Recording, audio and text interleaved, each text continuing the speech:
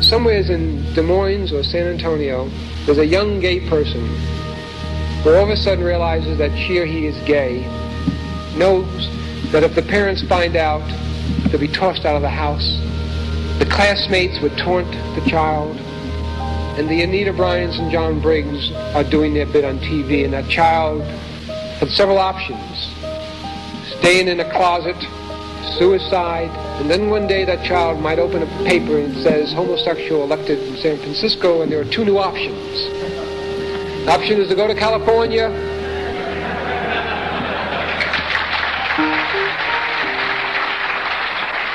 stay in San Antonio and fight.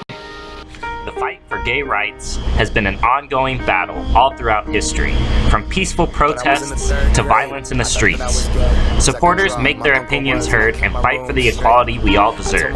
Throughout the years, progress has been very slow, but as of recently, society's growing acceptance has created a rapid quest for change. What started with just a few activists has since grown into a nationwide protest for equality. The idea of what it all meant, but those that like the same sex have the characteristics. The right-wing conservatives think it's a decision, and you can... December 15, 1950. A Senate report titled "Employment of Homosexuals and Other Sex Perverts in Government" is distributed to members of Congress after the federal government had covertly investigated employees' sexual orientation at the beginning of the Cold War. The report states, since homosexuality is a mental illness, homosexuals constitute security risks to the nation because those who engage in overt acts of perversion lack the emotional stability of normal persons. Over the previous few years, more than 4,300 gay men and women have been discharged from the military and around 500 fired from their jobs with the government. The purging will become known as the Lavender Scare. April 21st, 1966. Members of the Mattachine Society stage a sip-in at the Julius Bar in Greenwich Village, where the New York Liquor Authority prohibits serving gay patrons in bars on the basis that homosexuals are disorderly. Society president Dick Leitch and other members announce their homosexuality and are immediately refused service. Following the sip-in, the Mattachine Society sued New York Liquor Authority. Although no laws are overturned, the New York City Commission on Human Rights declares that homosexuals have the right to be served.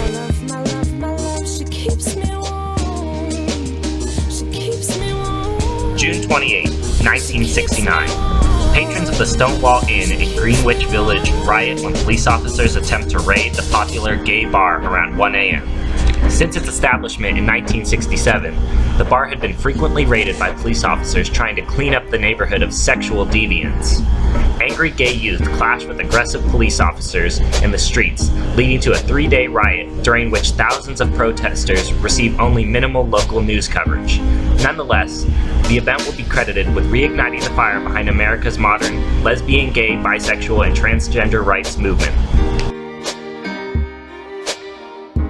January 1974. Kathy Kozachenko became the first openly gay American elected to public office when she wins a seat on the Ann Arbor, Michigan City Council. November 8, 1977. Harvey Milk wins a seat on the San Francisco Board of Supervisors and is responsible for introducing a gay rights ordinance protecting gays and lesbians from being fired from their jobs. Milk also leads a successful campaign against Proposition 6, an initiative forbidding homosexual teachers. A year later, on November 27, 1978, former city supervisor Dan White assassinates Milk. White's actions are motivated by jealousy and depression rather than homophobia.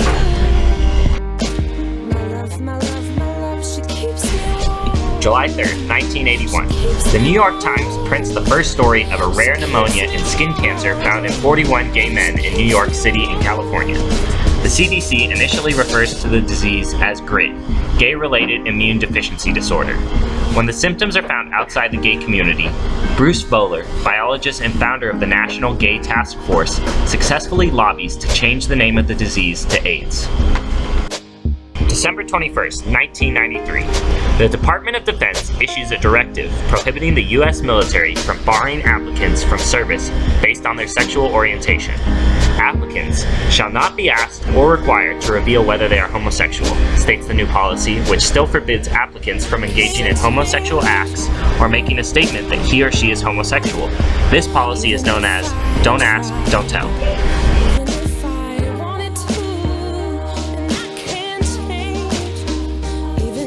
May 18, 2004, Massachusetts becomes the first state to legalize gay marriage. The court finds the prohibition of gay marriage unconstitutional because it denies dignity and equality of all individuals. In the following 6 years, New Hampshire, Vermont, Connecticut, Iowa, and Washington, D.C. will follow the suit. December 18, 2010.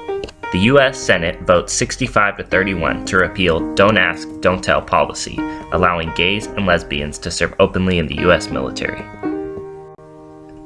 Media has been a strong influence throughout the gay rights movement, especially in recent years as there have begun to be more and more prominent gay figures throughout movies and television shows.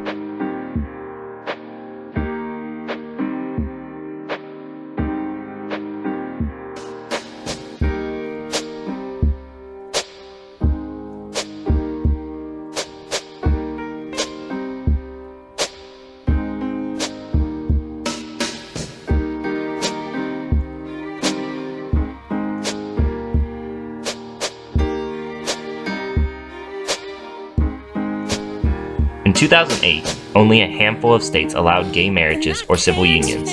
However, things have evolved rapidly. Today, 33 states allow same-sex marriages. However, the right to marry is just the beginning of the LGBT community's fight for rights. We seem to only be at the start of the gay rights movement. There is much to be done. December 10, 2014. Through researching gay rights, we have uncovered just how far we have come in the fight for equality. But even though we've made great strides in the past few years, we still have a long way to go. Even though society supports gay rights substantially more than they did just 60 short years ago, we still have to keep demonstrating and protesting and rioting until there isn't even a second thought as to whether someone's sexual orientation affects their worth.